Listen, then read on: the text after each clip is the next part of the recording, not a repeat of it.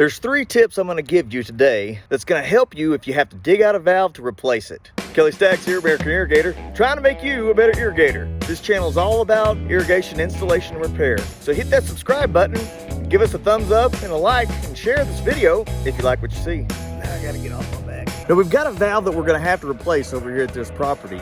The valve is stuck open. I've worked on it, and it's an older valve, and I really just don't want to mess with it anymore. And so we're going to dig it out and we're going to replace it. But there's 3 tips I'm going to give you today that's going to help you make the repair good and right. And they're just real simple tips. Tip number 1 is what I'm going to give you is actually going to help you when you're done with this.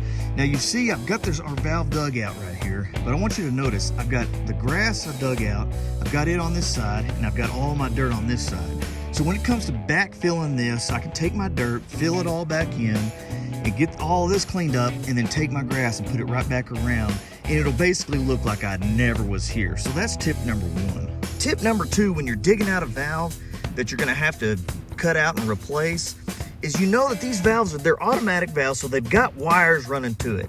And so a valve is gonna be connected to the main line. In typical installation, they're gonna run their wire, all your control wires, in with this main line. And so when you're digging this out, one of the things you've gotta do is you've gotta be careful not to cut any of these wires.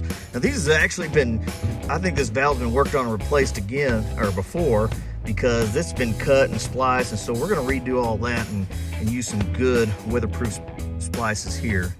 But you wanna make sure you don't cut these wires, because it's a potential problem if you've gotta cut and splice these wires and everything, and it's just not good, because you really want these splices in a valve box, and when they're cut over here, you're gonna end up having to bury that one or put a big valve box just to get that splice in there. So really it's better to not cut any wires. And a bonus tip for you, make sure the water is shut off before you start cutting this valve out or cutting any kind of main line. Now the 3rd tip, the last tip I'm gonna give you today, is I know it's kind of hard to tell the depth in these videos, but I want you to see how far underneath this pipe. See, I've got my hand clear underneath here. I'm gonna have to cut this main line I dug out way underneath there, way underneath here, all around. We're replacing all of this.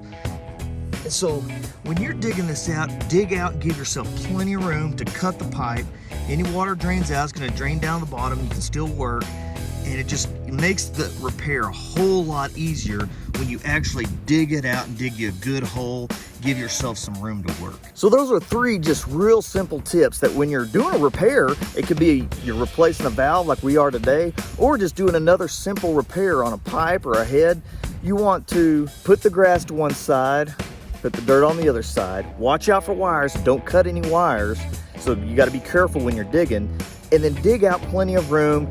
That way you can get in there, do your work, and then you cover it all back up, make it look like you were never there.